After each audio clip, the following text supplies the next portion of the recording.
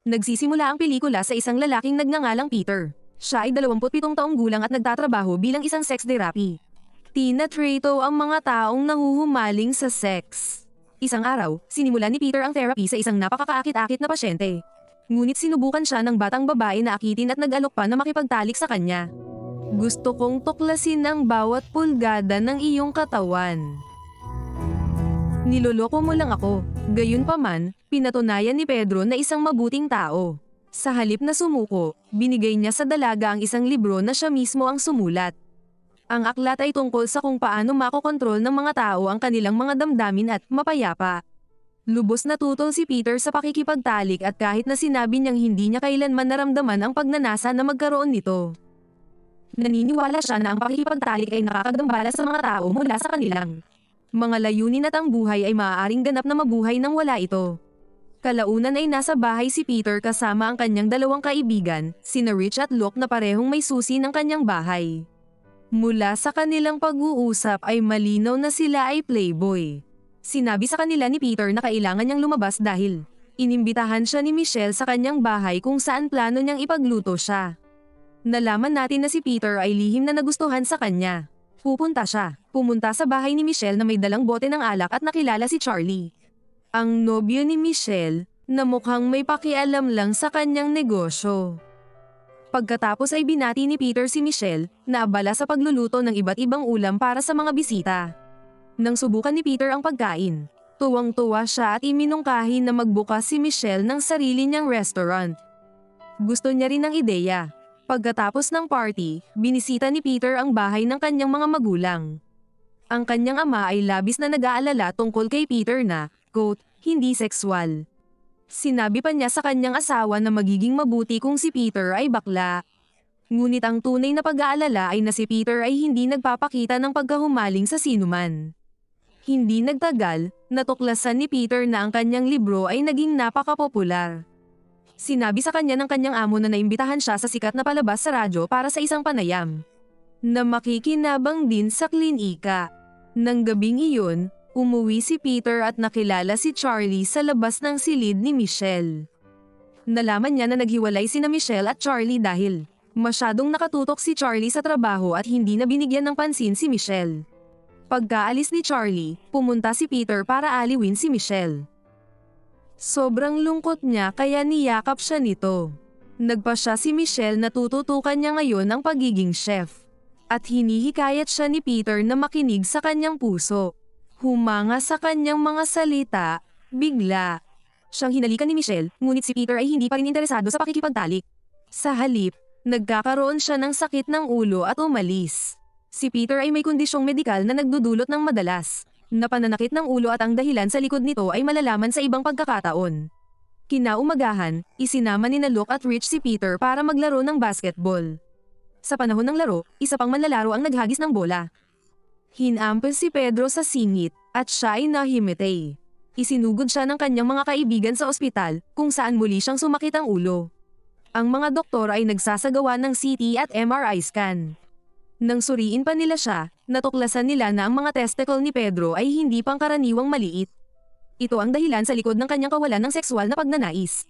Kinaumagahan, nirepaso ng doktor ang mga ulat ni Peter at ipinaliwanag niya na siya ay nagkaroon ng tumor pressing sa kanyang pituitary gland sa loob ng maraming taon. Dahil dito, ang kanyang katawan ay hindi kailanman bumuo ng testosterone at sa halip ay gumawa ng labis na prolactin. Nangangahulugan ito na si Peter ay hindi kailanman dumaan sa pagdadalaga kahit na siya ay 27 taong gulang. Kaya naman hindi siya kailanman nagkaroon ng gana na makipagtalik at sumulat ng napakaraming libro laban dito. Sinabi ng doktor kay Peter na maaari nilang alisin ang tumor sa pamamagitan ng operasyon at pagkatapos ay makakaranas siya ng pagdadalaga. Tuwang-tuwa si Peter na marinig ito dahil palagi niyang nararamdaman na may mali sa kanya. Naging matagumpay ang operasyon at tinanggap siya ng kanyang pamilya at mga kaibigan sa isang bagong buhay. Si Peter ay nananatili sa bahay ng kanyang mga magulang habang nagpapagaling. Sinusubukan niyang mapuko sa pamamagitan ng pagtingin sa mga magazine, ngunit walang nangyayari. Kinabukasan, bumisita ang kanyang mga kaibigan at nagdala pa ng isang stripper para tulungan siya. Sa kabila ng kanyang mga pagsisikap, si Peter ay hindi pa rin napukaw, ngunit si Luke Kinaumagahan, nagising si Peter sa kanyang unang direksyon, nagdiwang ang kanyang mga magulang. Sa wakas, sa edad na 27, naabot na niya ang pagdadalaga. Touchdown, mga tao, maaari niyang alisin ng isang mata na. Kung ano ay tulad ng siya ay nakuha ang linggo oras rolled up doon. Huwag kang mahiya, makahiya, ipagmalaki, binata, kumuha ng tagumpay. Lab, excited, bumalik si Peter sa kanyang apartment para simulan ang kanyang bagong buhay. Nalaman niyang dinala ni Luke ang isang babae para sa kanya, ngunit pinalaya sila ni Peter. Napukaw pa rin ang pagpunta niya sa banyo at nagsalsal sa unang pagkakataon. Mula noon, nagsimula siyang mag-masturbate ng madalas. Samantala, sinabi sa kanya ni Michelle na lalabas siya ng isang linggo para makipagkumpetensya sa isang hamon sa pagluluto. Kung manalo siya, makakapagtrabaho siya sa isang pangunahing restaurant sa Los Angeles. Si Peter ay medyo malungkot, ngunit masaya para sa kanya. Sa trabaho, naging hindi komportable si Peter matapos marinig ang matiyag ang kwento dahil nakakaaliw siya. Nag-aalala, tinanong niya ang doktor kung bakit ito nangyayari. Ipinaliwanag ng doktor na mula nang huli na ni Peter ang pagdadalaga ng 15 taon. Ang kanyang katawan ay dumadaan sa mabilis na pagbabago.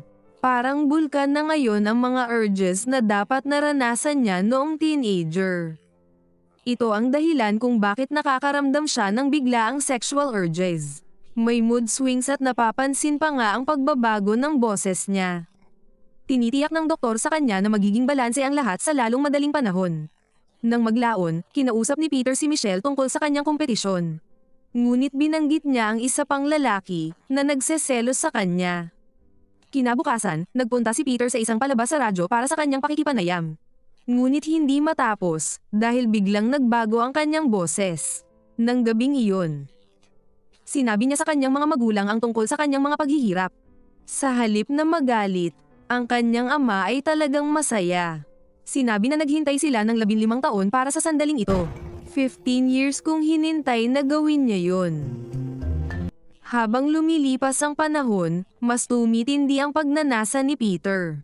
Iminumungkahi ng isa sa kanyang mga kapitbahay na gumamit ng Tinder para magkaroon ng karanasan. Kaya hindi niya bibiguin si Michelle. Ginagawa ito ni Peter, na gumugugol ng mga araw at gabi sa pakikipagtalik sa maraming babae. Isang araw nakita niya si Charlie sa labas ng apartment ni Michelle. Dumating si Charlie upang humingi ng tawad at nagdala ng mga bulaklak para sa kanya. Ipinangako ni Peter na ibibigay ang mga ito kay Michelle, ngunit pagdating niya, siya mismo ang kumuha ng kredito para sa mga bulaklak. Nagpasalamat siya, hindi niya alam ang totoo. Pagkatapos ay inanyayahan siya ni Peter ng isang dinner date at pumayag siya. Ngunit nang gabi ring iyon ay ipinaalala sa kanya ni Rich na dapat niyang alagaan ang kanyang anak. Tumanggi si Peter, sinabing may date siya, na ikinagalit ni Rich. Pumunta sina Peter at Michelle sa isang magarbong restaurant. Napahanga si Michelle. Mahirap kasi kumuha ng table dun. Immaturely kumilos si Peter, sinusubukang ipakita na cool na siya ngayon. Mas lumala ang mga pangyayari nang dumating si Rich at ang kanyang asawa sa iisang restaurant. Ito ay lumabas na si Rich ay nagpareserba ng mesa. Ngunit ninakaw ni Peter ang reserbasyon, sa pag-aakalang hindi lalabas si Rich.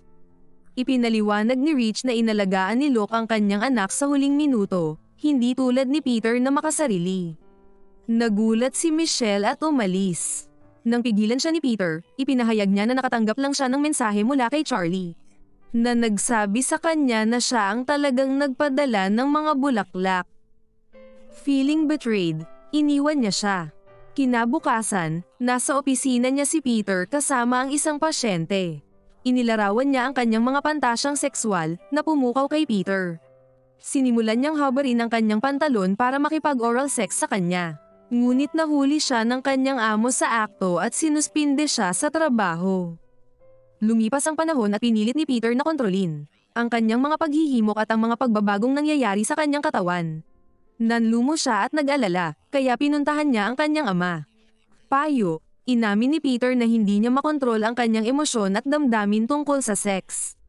Tiniyak sa kanya ng kanyang ama na ito ay normal para sa isang tao na kakapasok lang sa pagdadalaga. Ipinaliwanag niya na bahagi ito ng ating DNA. Ngunit ang tunay na mahalaga ay kung paano natin kinakaharap ang mga sitwasyong ito. May pagkakaiba ang tunay na lalaki sa taong nagpapanggap lang na isa. Tinanong ni Peter ang kanyang ama kung ano ang dapat niyang sabihin sa paparating na palabas sa radyo dahil hindi na niya mapigilan ang sarili. Sinabihan siya ng kanyang ama na magsalita lamang mula sa puso at sabihin kung ano ang nasa isip niya. Kinabukasan sa palabas, ginulat ni Peter ang lahat sa pag-amin na ang librong isinulat niya ay basura. Inamin niya na sa nakalipas na 15 taon ay wala siyang naramdaman. Ngunit ngayon ay natutunan niyang yakapin ang kanyang damdamin sa halip na balewalain ang mga ito. Sinabi niya sa madla na ang seks ay isang mahalagang bahagi ng buhay at dapat itong tangkilikin ng mga tao sa halip na tanggihan ito. Tuwang-tuwa ang mga manonood sa kanyang katapatan at pumalakpak para sa kanya. Pagkatapos, pumunta si Peter kay Rich at humingi ng tawad. Pinatawad siya ni Rich, at kapwa hinimok ni Rich at Luke si Peter na sabihin kay Michelle ang totoo. Pagtitiyak sa kanya na maiintindihan niya ito, pumunta si Peter sa restaurant ni Michelle kung saan kasama niya si Charlie at buong tapang na sinabi sa lahat ang tungkol sa kanyang tumor. Naantala ang pagdadalaga at lahat ng mga paghihirap na kanyang hinarap. Nang marinig ang kanyang kwento, naantig si Michelle at nakipaghiwalay kay Charlie. Naghalikan sila ni Peter sa harap ng lahat. Sa huling eksena, nakita namin si Michelle na buntis at masayang kasama si Peter. Ipinakita si Peter na nagbibigay ng mga sesyon ng therapy sa mga bata. At nagsusulat ng bagong libro tungkol sa puberty at mga hamon nito. Salamat sa panonood, huwag kalimutang mag-like at mag-subscribe.